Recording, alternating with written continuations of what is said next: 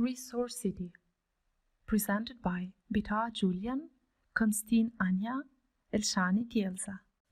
To develop an adaptable model for creating plans for Ethiopian rural, attractive, interactive and healthy towns, which are self-sufficient with regard to food, water and energy, we started to think, why do people settle where they settle? The geographical location of the first settlements and also of the biggest urbanized areas is not by occasion along a river, in arable land or near a forest. This explains very well the main driver for people to settle and build up a living structure near resources. The first settlers in a place influence the urban form the most.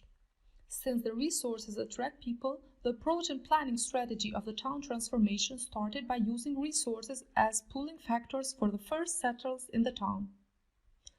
To reveal these resources and define their location, water was used as a pull factor for resources. Then people will bring facilities, which will attract more people.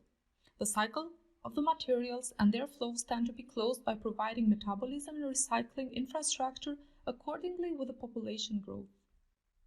With this model, we try to understand how does the existence and location of a resource influence the settlements of a city, the urban form and its growth.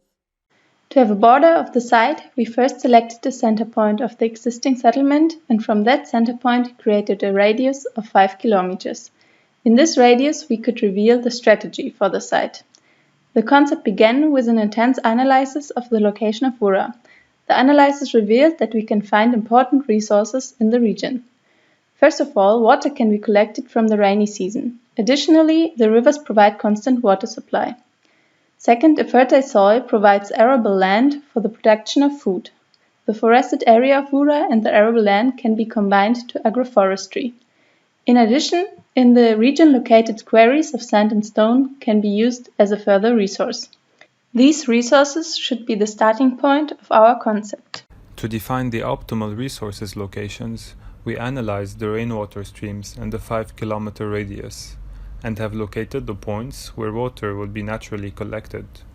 Out of all points, the ones which collect water the most without disturbing existing settlements will be used later on as water ponds for the natural resources. Having located the natural water ponds, we forecasted a certain area of 3 resources, covering the needs of the 10,000 population scenario: agroforestry, industry, and agriculture. This will ensure that all resources have quick and efficient access to water, leading to a self-sufficient city in terms of resources. The final resources areas are defined after some modifications based on the topography, street network, as well as existing settlements.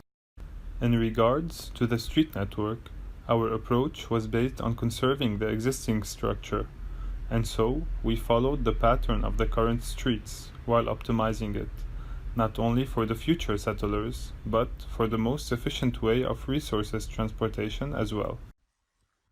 To distribute the functions and to simulate the growth was used the programming language C# as a scripting language in Grasshopper for Rhino. After subtracting the resource surfaces from the whole surface, we subtracted the existing settlement surfaces too, since to densify them is used another Grasshopper definition.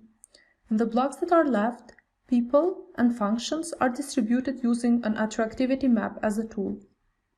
The first attractivity map, in order to place 1,000 people, was created by taking into consideration the distance of a plot to the existing settlement and the resource. Afterwards, there were defined 4 profiles of groups of people with interest in different resources. Group A is oriented more in agroforestry, Group B in industry, C in agriculture, and D is interested equally in every resource. In addition, all the groups tend to locate near the existing settlements too. To see how the city will start, firstly, they were simulated the 1,000 new settlers in the city. In the next iterations, the definition is upgraded by including public facilities and treatment places as functions. Basically, people will bring facilities and treatment which will attract even more people. Another factor that is included, which will make a block more attractive, is the betweenness centrality. The land use distribution is done with C# scripting by claiming attractivity formulas for each function. people settle near people, facilities as well, and treatment or processing units will be in a reasonable distance to the settlements. Afterwards, the location of each public facility like school, hospital, and each treatment is defined according to the corresponding demands. The functions are distributed on iterative process. That's why after distributing a certain number of housing facilities and treatment blocks, the loop was stopped to see the growing stages of the resource city. According to this scenario, all resources offer job opportunities, but at different intensities, and therefore people will settle next to all of them, respecting the amount of job opportunities. Here we can observe the urban growth through the settlements of the newcomers in the 5K scenario. Eventually, the 10K scenario will be complete with the maximum usage of the resources. The ResourCity model provides wind, solar, and biogas as forms of renewable energy. The wind and solar energy is stored in a storage battery from where these forms of energy can be distributed according to the demands of the city settlement. One biogas plant recycles the biowaste and feeds it to biogas. The residual materials can be used as a fertilizer for the agriculture. In this way, the resource circle is closed. As dry toilets avoid the production of black water, only grey water needs to be recycled. The grey water treatment happens in constructed wetlands. The treated grey water can be used to irrigate the agricultural fields. Fresh water is provided by a groundwater pump that pumps the water up to a pond and further to a treatment plant, which afterwards pumps the water to a water tower. The recycling of different types of waste besides the bio-waste happens in different waste treatment plants with specialized consortia for the different kinds of waste. All the recycling facilities are located near to each other. Comparison of the three different scenarios. The first scenario shows the integration of all resources: agriculture, agroforestry, and industry. Therefore, the spatial distribution of the settlements in that scenario is most equal.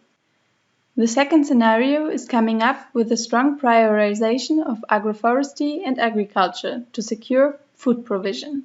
In terms of ecological sustainability, this scenario was the most sustainable one, as the high percentage of agroforestry promotes biodiversity. In the third scenario, job opportunities are offered in industry and agriculture.